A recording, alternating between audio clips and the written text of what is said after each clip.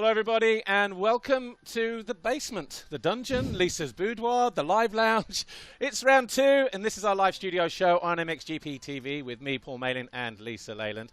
And great to be back in Europe in a brand new studio as well, I'm sure you'll agree. Coming up on today's show, we have Kaider Wolf, who's the current MX2 World Championship leader for Nissan Husqvarna Factory Racing. We've got the standing construct Honda of Pauls Jonass, and then we've got the team manager for Monster Energy Triumph Racing, and then, of course, Vincent Bereni. Before we go any further, though, Lisa Leyland, here we are. We're back in the paddock, and it's that usual hive of activity. It's so nice. Have you missed it? Are you pleased to be back? I love it. I love the fact you got that energy back and the atmosphere is up there again. And it's my home GP, Paul. Home GP. You say that every year we're here. But it is. It's like a home GP. You've got another one in a few And we've weeks. got a posh studio now. It's all happening, isn't it, this weekend? It is, absolutely. Well, look, let's meet our first guest then, shall we? And, of course, the Nissan Husqvarna factory rider, Kaider Wolf. And he arrives here with the championship leader's red plate and as a championship leader after what he did 2 weeks ago in Patagonia. And Kaider Wolf, great to see you. And welcome to our studio show. And you arrive as the red plate holder, as we said. How are you feeling coming into round 2? We'll talk about the GP in a moment, but how are you feeling? Yeah, I'm feeling really comfortable. Happy how everything is going so far, so really looking forward for this race. Before we talk about the GP result itself, there was some close racing over there, wasn't there? And particularly on Saturday in the RAM qualifying race between your teammate Lucas Koenen. He said it was close after the race. How was it? How did you see it? Yeah, it was a really close one. It was a fun one for sure. It's always nice to battle with your teammate like that. So really enjoyed it, and it was an amazing qualifying race. Yeah. And then after the race, did Rasmus, your team manager, sit you both down and be like, look, guys, next time, not so close? I mean, what was the atmosphere like afterwards? Actually, Rasmus came up to us and he was like, boys, we need to keep it calm and we don't want to take each other out. Like, it's been really close a few times in that qualifying, but no, it was really fun and it was a good battle. Yeah. But look, I suppose the positive is that the team Nissan Husqvarna have 2 really competitive riders, very close, fighting for those wins, and that's a good thing. And was it like that in the off-season as well? Yeah, Lucas has been based in France most of the time, not really training with me, so actually we both had our own program and it ended up being pretty close. So yeah, it's fun to battle with my teammate, and yeah, it's nice we can help each other like this. So yeah, if we're going to be up front both together, we can drag each other out of the pack and hopefully we can get away from the rest of the field. Is that the kind of qualifying race you wanted at the first round? With that kind of intensity? Does that help for race day on Sunday? Because that's the pace you want to push on Sunday, for instance. Yeah, for sure. It was the pace we also needed on Sunday, and we could get used to that racing part again. I was a little bit nervous before the qualifying because it was the first gate drop with all the GP riders again. So it was really fun to start it off like that, and I think that's going to be one of the greatest battles for sure of this year. Well, Argentina was your second career Grand Prix victory, and you did it with a second and a first. The consistency is there. That's the crucial thing. You must be pleased about that. And you were telling me something in there as well, like 2 or 3 laps ago in all your races, you weren't in first or second position. No, I think both motors or even qualifying, I was outside the top 3 in every single motor the last 3 laps, and ended up getting second and first. So yeah, it was really good, and had to make some passes stick, but that's what we did and ended up winning the GP. And did you see that it was actually Lucas that had crashed on the last lap just before the finish? Yeah, I saw he crashed. I saw the yellow flags, and then I saw it was Lucas down. Right. So yeah, he just lost the rear end and then crashed. So a bummer for him. But yeah, I took it with both hands for sure. Yeah, because I wasn't sure that when you looked over your shoulder coming out of that next right-hander, like, was it? Oh, it was him. So then you knew. It was for a different reason. I don't think Ruben will like it, but I looked over how big of the gap was between me and Harrop, and I wanted to get a little angle on the table so I could throw a big fat whip for the GP win. Well, talking about big fat whips, the last time we had you on the studio show in Lockett last year, obviously it was a little bit later than we planned to have you on in Germany. You just won the GP in Latvia, and we asked you on the studio show specifically in Lockett. Here you are celebrating, and can we play the clip, because we have you coming out of the last couple of corners now, and you in the studio show you said, yeah, I don't really know what I was doing, you know, when I celebrated here. Fast forward 9-10 months, this was the big whip that you're talking about. I'm pleased to see that you kind of figured out how to throw something special when you win the GP. Look. No. a lot of comments on social media. Smooth. Yeah, I've been practicing over the winter a little bit. When I did my training, Ruben said you can throw a few whips, so that's what we did, and we practiced the celebration whips. Good. Coming into this weekend then, Spain, slightly different kind of ground to what we had in Argentina. There was pretty fast, loose, hard, edgy bumps and loamy in some of the corners. Here, it looks a lot ruttier already early on after the free practice than probably what we've had in previous years. How was the free practice and how is the track shaping out? Again, before we came in live, you were just scoping the top end of the circuit here. How's it changing and how's it riding? Yeah, the track is really good at the moment. They ripped it pretty good this year, and I think they have a different machine to rip it, so it's really working good so far, and the track is looking amazing. The ruts were developing quite good, was still a little bit wet in free practice, but I just kept doing laps and felt really comfortable on the track. All right, and obviously something that is new, which maybe the viewers at home aren't aware of. We have a specific start practice session now on Friday, 4 o'clock for the MXGP riders for 30 minutes, and then 30 minutes for the MX2 guys. How is that, having that possibility and that option to do the start practice on the mesh, on the start straight, in what are probably better conditions to what we used to have on the test track? How is that helping you? How many changes are you making to the bike with the mapping and things like that to make sure that you have the best setup come qualifying later today? Yeah, on the mapping we don't do so much. I basically have my basic setup from the winter, what I choose, and that's where we go from. But for sure it's nice to have the start practice. Yeah, it's on the proper track, and we have some proper grip behind the gate. So, and I also prefer that you cannot do starts before the moto anymore, so you really have to go off your skills and get one start and only get one chance.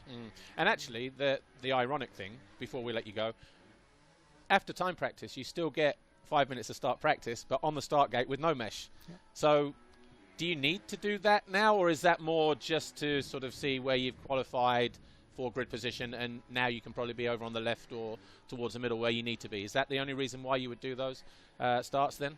Yeah, it's just to see where you want to be up on the gates and how long you can stay on the throttle into the first turn, that you don't overshoot it or brake too fast into the first turn, because at the moment the field is pretty packed, so yeah, you want to have a good start to battle up front. All right, well look, Kaido Wolf, Nissan Husqvarna Factory Racing, championship leader in MX2. Thanks for joining us. Maybe we'll catch up with you a little later on in the season as the championship progresses as well. But for now, enjoy the weekend here in Spain, and yeah, more big whips, please. I'll try. Well, look, our second guest is getting ready to join us in a moment. But before we do, it's also the first round of WMX this weekend. And yesterday, Lisa caught up with one of the challengers. She's been on the podium twice in the past 2 visits, Daniela Guillen, the home rider. And Lisa asked her how she's feeling coming into the event and what she can expect from the season. It's the first round of the WMX this weekend in Spain, and joining me for a paddock talk now we have home rider Daniela Guillen. Daniela, firstly, let's speak about your off-season. How was it and what did you get up to? So yeah, the last season I enjoyed a lot. I finished second, so yeah, I'm really happy about this result. So yeah, I feel good. What did you do in the off-season to relax? Did you do anything to unwind away from the sport? Yeah, the off-season I enjoyed my second place, and then I go home with my family and friend to pass time with him, and then also do physical training. That is important. Well, like you mentioned, last year you were second in the championship. You picked up 5 podiums. I'm guessing this year you're just going for that world title. That's nothing less will do. Yeah, my idea about the World Championship is win a World Championship. So yeah, I think this year doesn't change these things. So yeah, I training hard with the new team. So yeah, I'm good with this year. What did you learn, Daniela, from last year that you can bring into the 2024 season? Yeah, I think the last year I didn't have mistakes about technical, physical, and nutrition maybe. So yeah, I think with this year with this team, I changed this. I put my 100%. So yeah, I feel good. I have a good bike for this season. Well, the first round of the WMX, we're here in Spain, home round for you. Do you feel that gives you that home advantage, or do you feel perhaps that there's more pressure and there's a lot more, I guess, expectations on your shoulders?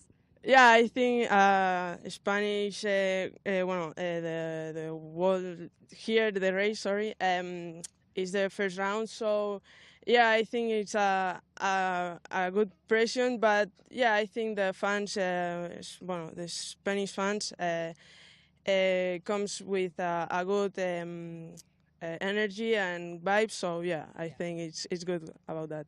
And also something else that's good, Daniela, is that this year there's 2 home rounds for you, isn't there? You've got the Galicia round in Spain. That must make you feel quite proud as a rider, knowing that the sport is growing in your home country.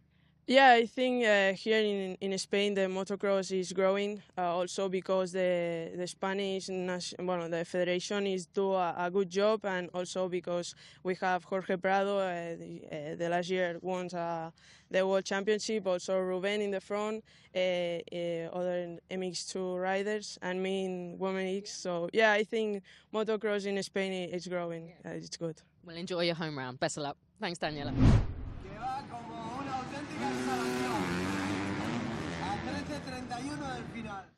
Hello everybody, welcome back to our live studio show here on MXGP TV with me, Paul Malin, and Lisa Leyland. And if you're just joining us for the first time, welcome to the basement, the dungeon, the live lounge. And Paul said it's a factory setup now. We are full factory. We've pushed all the boats out this weekend. Anyway, our second guest is in with us now, Pauls Jonass from Standing Construct Honda Racing. PJ, good to see you. You missed this race last year. How good does it feel to be back here? Because a couple of years ago, you were 6th overall. That you can say for many races last year. Yeah. I was just coming to here. I was thinking like how many races I did last year, and it was not that many, unfortunately. But yeah, it's nice to be back. Like starting Argentina and now coming here. Yeah, you know, off season always seems it's a long off season, but it goes by so fast. So it's nice to be back in races, and yeah, now we start to go a bit more back to back, and the season will go by fast. Well, it looks like you've had a productive off-season. You look relaxed, a little bit more vintage to the sort of 2017, 2018 PJ version. Yeah. How was it? How was the off-season? Yeah, the off-season actually went really well. Didn't have any small injuries. Everything went through like we planned, you know. Like the main goal was not to get any more injuries, just have consistent off-season, make hours on the bike, get comfortable on the bike. Like, you know, obviously last year was a big change for the team because we went from the Husqvarna to the Honda, so it took some time to learn the bike for me and also from the team. So this year we just did some tests after the end of last year, and then I just rode the bike, get used to it, get good feeling, you know. Didn't test so much because the base setup was really good after the last test what we did. So yeah, I just get used to the bike, get more confident, and like many times it's better to be 90% of the setup, but 100% sure what the bike is gonna do. So like now I'm quite comfortable on the bike, and yeah, the team did a good job setting it up for winter, for preparation. And yeah, I think it's showing like with my riding, with the results. Yeah, Argentina, I always been good. We will see after a few GPs how is it going. But like I said, off season went good. I'm feeling good on the bike, and somehow like just changed a little bit my mindset in off season, because before I always put quite a lot pressure on myself. But now I try to enjoy the racing a bit. Cool. Well, Pauls, you mentioned Argentina, and it's always good to get off to a good start, and you did just that, 3rd in the Ram qualifying race. Did that help perhaps settle any sort of pre-GP nerves before the weekend? Somehow, I don't know why, but like going to Argentina, I said to the team and to everyone, I was like, somehow it doesn't feel like I need to go racing. I had no nerves really. I felt really good. I wouldn't say confident. I didn't have any really expectations. I just went there to have fun, to show my best, and that's my mindset for the rest of the season also. Because, yeah, Paul, you also know when you're enjoying riding, the results are coming, the speed is coming, and that's actually why we are racing. Yeah. Well, you've actually won 4 races there, as well as 2 GP victories there in Argentina. Did that give you that added bit of confidence, perhaps, going into that weekend? Yeah, I don't know why, but I always been riding good in Argentina. Yeah. Somehow the dirt or whatever is there, like the track layout is quite fast, and you can slide around with the bike, which is good for me because I've been riding a lot in the winters in Latvia and the snow and the ice, so I'm quite comfortable with the sliding. Well, look, it was a 3-4 for 4th overall. Normally that would get you on the podium at most weekends. Yeah. So it was a good start, as we said. And probably your best start, in fact, it is your best start to your MXGP seasons. You were 5th last year in Argentina at the opening round, and that was previously best, so 4th overall. I know it's early days now, we're only at round 2, but what is the expectation, you know, from here going forward? Yeah, obviously, like you said, last year I finished 5th overall in Argentina, but I think the riding wasn't even close to like it was this year. You know, like just like the confidence what I had with the bike, with the track and everything. Like, I didn't feel that I'm pushing the limits to be there. So that was important for me to feel that. But for the rest of the season, it's just like I said, enjoy racing, and yeah, then the results will also come. Like I said, don't put any expectations, any pressure on my shoulders, and we will see. It's a long season, and the main goal is to be healthy for all rounds. Well, you did mention you had a good season, and obviously you did change from Husky to Hondas last year. 2nd year on the Honda now. What kind of changes have the team made? 'Cause I'm sure they've found some gains, and maybe that's also helped a little bit. You know, setup, maybe chassis, things like that, maybe motor development.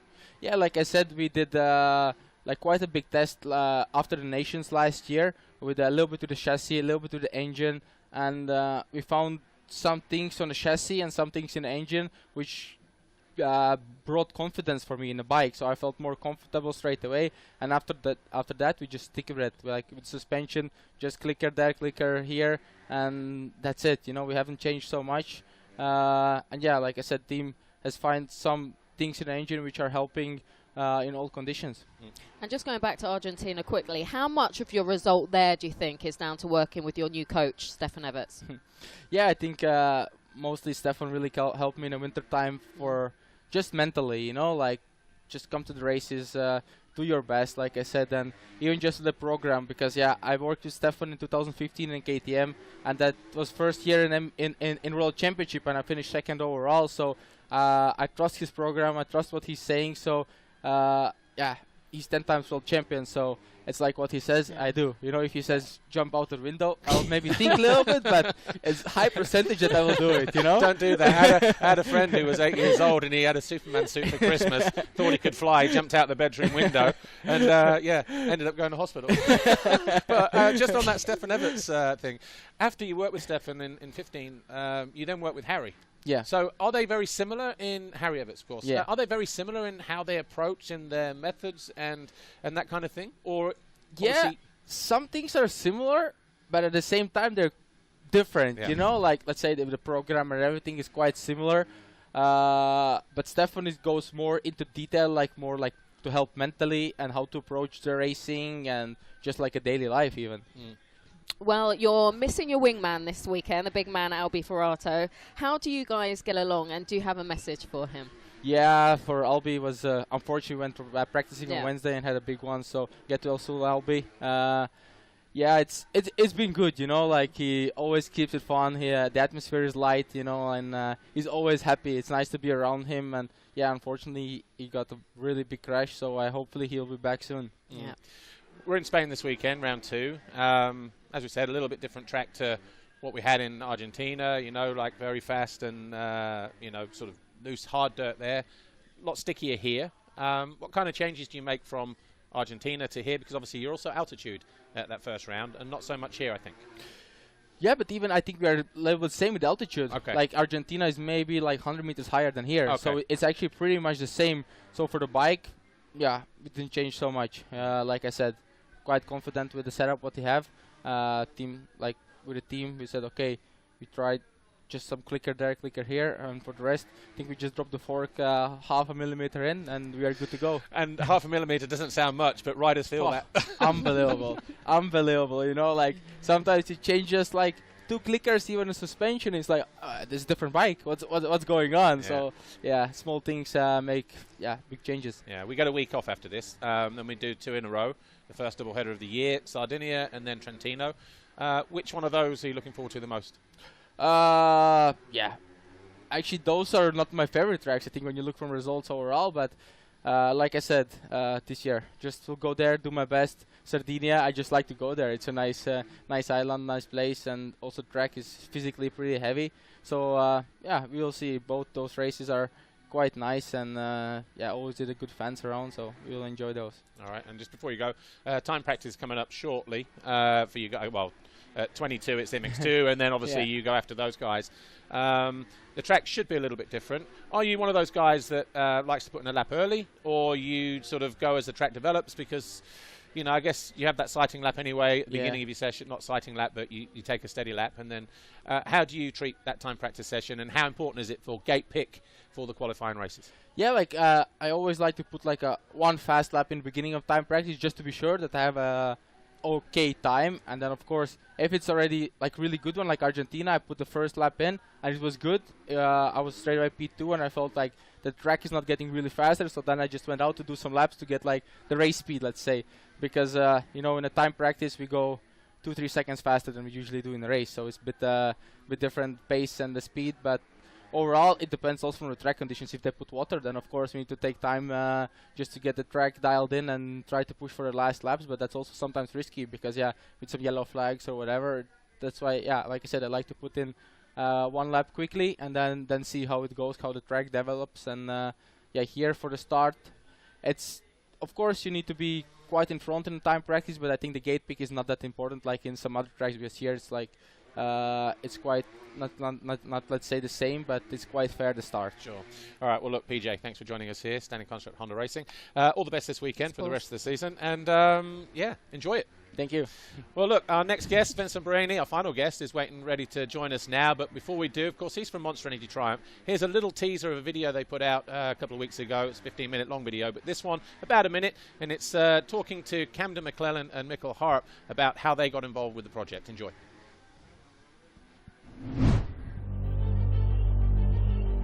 When I signed with Triumph, I was at first very interested in seeing sort of their progress. They've gone beyond what I expected, and they've delivered a bike which I feel like is all around a whole lot better than other brands. And that, I think, is quite an impressive achievement on a first-year basis for a team. It was exciting when the contract came. That's something special. Obviously, as a kid, you know, you see all of the factory guys, and you think, I want to be there one day. You know? There was also the factor of it being a new bike, which adds even more excitement. It was a big thing.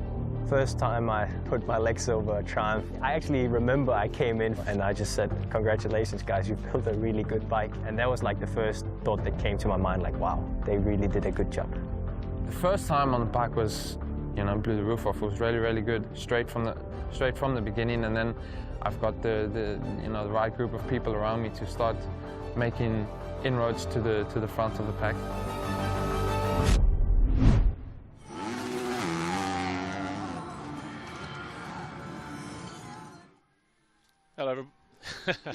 Hello everybody, and welcome to our live studio show, part 3, the final part here at the MXGP of Spain, round 2 of the FIM Motocross World Championship with me, Paul Malin, and Lisa Leyland. Our third and final guest is in with us now, Vincent Bereni. He's the team manager for Monster Energy Triumph Racing, a brand new team in the paddock this year and a brand new manufacturer as well. Vincent, welcome to our studio show here, our brand new look studio show. I know it's been a while since you came in and saw us, because obviously you've been out of the paddock a couple of years, well, in the paddock, but not in an official capacity, if you like. As we said, great to see you in the paddock, but when did Project Triumph start for you? New manufacturer, new team, when did that process start for you? The discussion start early 22. So we have like all the process, you know, like the contract business side to discuss first, and then we start working right away. As soon as we come to an agreement with Triumph, then we're on the work process. And how has the journey been to this point? Yeah, it was great. Like obviously developing a bike from A to Z, it's yeah, we never get to do that, so it was fun, like really fun. How much of the old team are with you on this project, and how important is that to have some of that crucial knowledge, that experience of being involved in MXGP, you know, when you're sort of working on a new project to create a new motorcycle? So yeah, we keep, I mean, some of the crew members stick with us as a program behind Thierry Sisoni's program during 2022, not knowing if we were gonna go for it or not. Yeah. So everybody was taking a risk, not looking for a new job, like waiting. So they were like the key people that we can keep at that time. we would have kept everybody if we could, but yeah, the finance is another story. Yeah. And yeah, then yeah, the few of them came back. So yeah, very important for us to have this type of people around us. Cool. And I guess what people don't see, Vincent, is the time and effort it takes to developing the bike and building it from the ground up. Now it's done. How proud are you of the finished product? Yeah, it was amazing to see the bike. You know, obviously we raced few pre-season races, and there was a lot of stress because we don't know where we are. But in the same time, we were like working hard, and with the experience, we knew sort of where to go. And 250 is also new because the team has been a 450 program for over 10 years. So 250 was another challenge.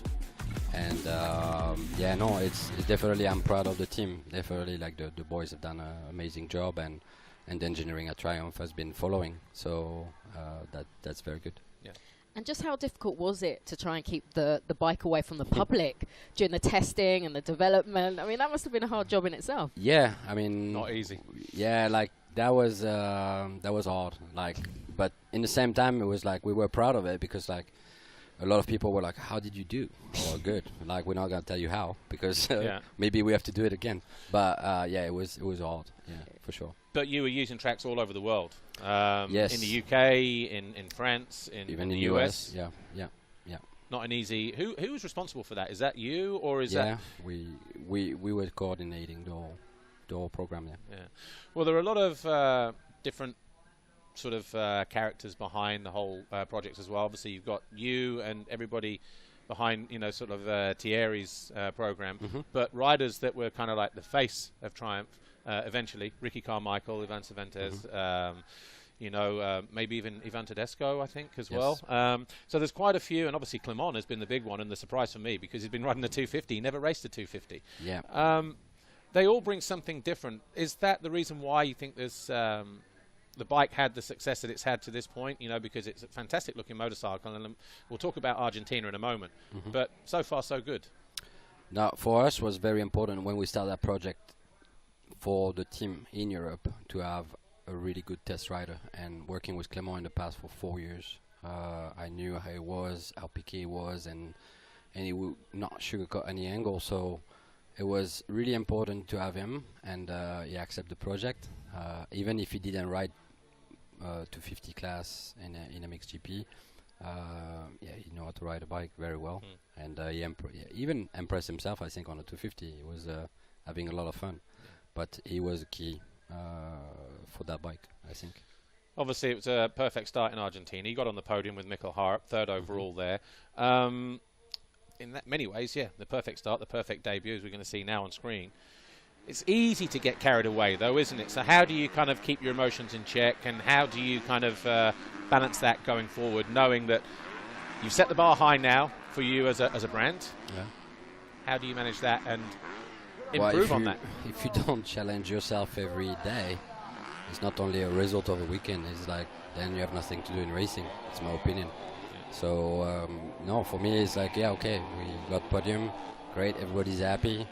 An hour later, I was complaining about a lot of things that we didn't do right. So they know me. I'm like that, and that's I think how we progress. But that's how teams are successful. That's why you were successful, you know, where you were previously. Yeah. Before we go, we've got about a minute or so left. I was noticing yesterday, I was watching up in the Skybox the practice start session, and I noticed when certain riders were lining up behind the gate, and this was in both classes, they've got spotters now maybe 30, 40 metres down the start straight now with stopwatches.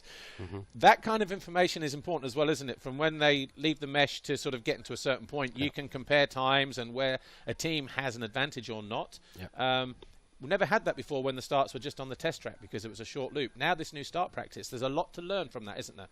Yes, I think a lot of teams are going to analyze every bikes every weekend, trying to understand how to progress.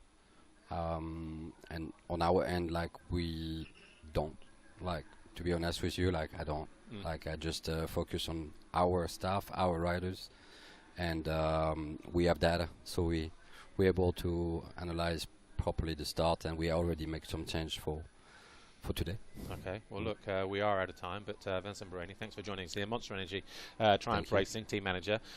Before we go though, just a quick reminder as to what's coming up on MXGP TV today. It is the first round of WMX and AMX 250, so we have their first races coming up, as you see on screen in a moment, hopefully, and then we've got the RAM qualifying races, MX2 and MXGP as well. But from me and Lisa, that's it for round 2 and our studio show here in our brand new home. We look forward to seeing you again in 2 weeks' time when we return to round 3 in Rio Sardo in Sardinia. So thanks to all our guests. Thanks to Lisa as always.